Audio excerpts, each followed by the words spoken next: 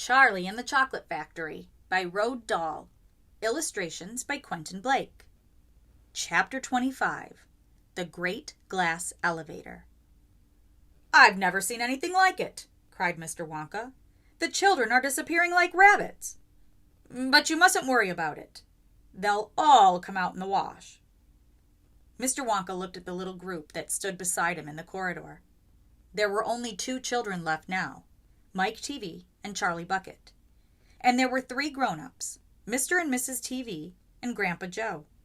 "Shall we move on?" Mr. Wonka asked. "Oh, yes," cried Charlie and Grandpa Joe, both together. "My feet are getting tired," said Mike TV. "I want to watch television." "If you're tired, then we'd better take the elevator," said Mr. Wonka. "It's over here. Come on, in we go." He skipped across the passage to a pair of double doors. The doors slid open. The two children and the grown-ups went in. "Now then," cried Mr. Wonka, "which button shall we press first? Take your pick." Charlie Bucket stared around him in astonishment. This was the craziest elevator he had ever seen. There were buttons everywhere. The walls, and even the ceiling, were covered all over with rows and rows and rows of small black push-buttons. There must have been 1,000 of them on each wall, and another 1,000 on the ceiling. And now Charlie noticed that every single button had a tiny printed label beside it, telling you which room you would be taken to if you pressed it. "This isn't just an ordinary up-and-down elevator," announced Mr. Wonka proudly. "This elevator can go sideways and longways and slantways, and any other way you can think of. It can visit any single room in the whole factory, no matter where it is. You simply press the button, and zing, you're off." "Fantastic," murmured Grandpa Joe. His eyes were shining with excitement as he stared at the rows and rows of buttons. "The whole elevator is made of thick, clear glass," Mr. Wonka declared. "Walls, doors, ceiling, floor, everything is made of glass so that you can see out." "But there's nothing to see," said Mike TV. "Choose a button," said Mr. Wonka. "The two children may press one button each, so take your pick. Hurry up. In every room, something delicious and wonderful is being made." Quickly, Charlie started reading some of the labels alongside the buttons. "The Rock Candy Mine, 10,000 feet deep," it said on one. "Coconut Ice Skating Rinks," it said on another. Then, "Strawberry Juice Water Pistols." "Toffee Apple Trees for planting out in your garden, all sizes." "Exploding Candy for your enemies." "Luminous Lollies for eating in bed at night." "Mint Jujubes for the boy next door. They'll give him green teeth for a month." "Cavity-filling caramels. No more dentists." "Stickjaw for talkative parents." "Wriggle sweets that wriggle delightfully in your tummy after swallowing." "Invisible chocolate bars for eating in class." "Candy-coated pencils for sucking." "Fizzy lemonade swimming pools." "Magic hand fudge. When you hold it in your hand, you taste it in your mouth." "Rainbow drops. Suck them, and you can spit in 6 different colors."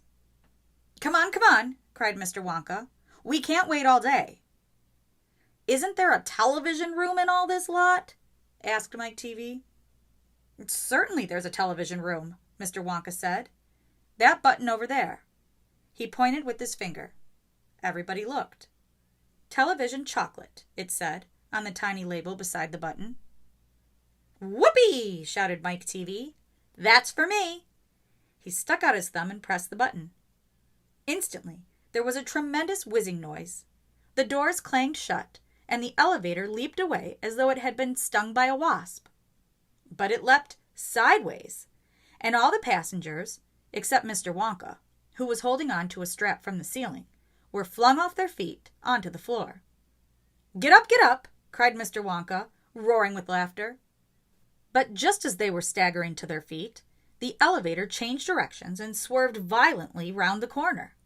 And over they went once more. "Help!" shouted Mrs. TV. "Take my hand, madam," said Mr. Wonka gallantly. "There you are. Now grab this strap. Everybody grab a strap. The journey's not over yet." Old Grandpa Joe staggered to his feet and caught hold of a strap. Little Charlie, who couldn't possibly reach as high as that, put his arms around Grandpa Joe's legs and hung on tight. The elevator rushed on at the speed of a rocket. Now it was beginning to climb. It was shooting up and up and up on a steep, slanty course, as if it were climbing a very steep hill. Then suddenly, as though it had come to the top of the hill and gone over a precipice, it dropped like a stone, and Charlie felt his tummy coming right up into his throat. And Grandpa Joe shouted, "Yippee! Here we go!" And Mrs. TV cried out, "The rope has broken! We're going to crash!" And Mr. Wonka said, "Calm yourself, my dear lady," and patted her comfortingly on the arm. And then Grandpa Joe looked down at Charlie, who was clinging to his legs, and he said, "Are you all right, Charlie?" Charlie shouted, "I love it! It's like being on a roller coaster." And through the glass walls of the elevator, as it rushed along, they caught sudden glimpses of strange and wonderful things going on in some of the other rooms. An enormous spout with brown sticky stuff oozing out of it onto the floor. A great craggy mountain made entirely of fudge, with Oompa Loompas, all roped together for safety, hacking huge hunks of fudge out of its sides. A machine with white powder spraying out of it like a snowstorm. A lake of hot caramel with steam coming off it. A village of Oompa Loompas with tiny houses and streets and hundreds of Oompa Loompa children no more than 4 inches high playing in the streets. And now the elevator began flattening out again, but it seemed to be going faster than ever, and Charlie could hear the scream of the wind outside as it hurtled forward, and it twisted, and it turned, and it went up, and it went down, and... "I'm going to be sick," yelled Mrs. TV, turning green in the face.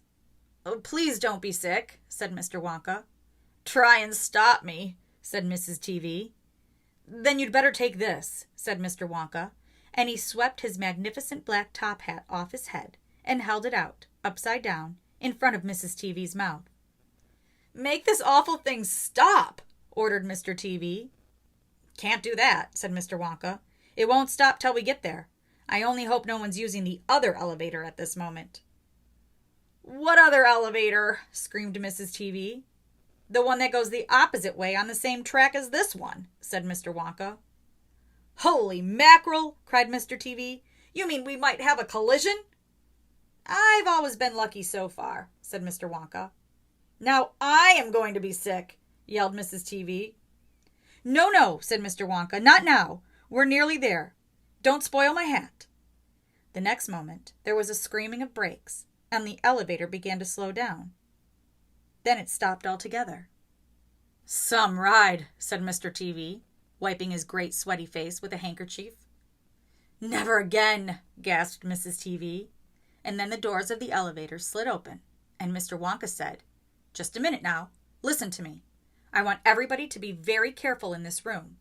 There is dangerous stuff around in here, and you must not tamper with it." Chapter 26. The Television Chocolate Room. The TV family, together with Charlie and Grandpa Joe, stepped out of the elevator into a room so dazzlingly bright and dazzlingly white that they screwed up their eyes in pain and stopped walking. Mr. Wonka handed each of them a pair of dark glasses and said, "Put these on quick, and don't take them off in here whatever you do. This light could blind you." As soon as Charlie had his dark glasses on, he was able to look around him in comfort. He saw a long, narrow room. The room was painted white all over. Even the floor was white, and there wasn't a speck of dust anywhere. From the ceiling, huge lamps hung down and bathed the room in a brilliant blue-white light. The room was completely bare except at the far ends. At one of these ends there was an enormous camera on wheels, and a whole army of Oompa Loompas was clustering around it, oiling its joints and adjusting its knobs and polishing its great glass lens. The Oompa Loompas were all dressed in the most extraordinary way. They were wearing bright red spacesuits, complete with helmets and goggles. At least, they looked like spacesuits, and they were working in complete silence. Watching them, Charlie experienced a queer sense of danger. There was something dangerous about this whole business, and the Oompa Loompas knew it. There was no chattering or singing among them here, and they moved about over the huge black camera slowly, and carefully in their scarlet spacesuits. At the other end of the room, about 50 paces away from the camera, a single Oompa Loompa, also wearing a spacesuit, was sitting at a black table gazing at the screen of a very large television set. "Here we go," cried Mr. Wonka, hopping up and down with excitement. "This is the testing room for my very latest and greatest invention, television chocolate." "But what is television chocolate?" asked Mike TV. "Good heavens, child, stop interrupting me," said Mr. Wonka. "It works by television. I don't like television myself. I suppose it's all right in small doses, but children never seem to be able to take it in small doses. They want to sit there all day long, staring and staring at the screen." "That's me," said Mike TV. "Shut up," said Mr. TV. "Thank you," said Mr. Wonka. "I shall now tell you how this amazing television set of mine works. But first of all, do you know how ordinary television works? It is very simple. At one end, where the picture is being taken, you have a large movie camera and you start photographing something. The photographs are then split up into millions of tiny little pieces which are so small that you can't see them, and these little pieces are shot out into the sky by electricity. In the sky, they go whizzing around all over the place until suddenly they hit the antenna on the roof of somebody's house. Then they go flashing down the wire that leads right into the back of the television set, and in there they get jiggled and joggled around until at last every single one of those millions of tiny pieces is fitted back into its right place, just like a jigsaw puzzle, and presto, the photograph appears on the screen." "That isn't exactly how it works," Mike TV said. "I am a little deaf in my left ear," Mr. Wonka said. "You must forgive me if I don't hear everything you say." "I said that isn't exactly how it works," shouted Mike TV. "You're a nice boy," Mr. Wonka said, "but you talk too much. Now then, the very first time I saw ordinary television working, I was struck by a tremendous idea. 'Look here,' I shouted. 'If these people can break up a photograph into millions of pieces and send the pieces whizzing through the air and then put them together again at the other end, why can't I do the same thing with a bar of chocolate?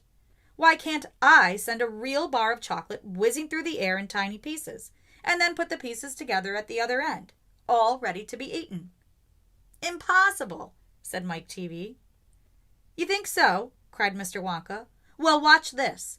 I shall now send a bar of my very best chocolate from one end of this room to the other, by television. Get ready there. Bring in the chocolate." Immediately, 6 Oompa Loompas marched forward, carrying on their shoulders the most enormous bar of chocolate Charlie had ever seen. It was about the size of the mattress he slept on at home.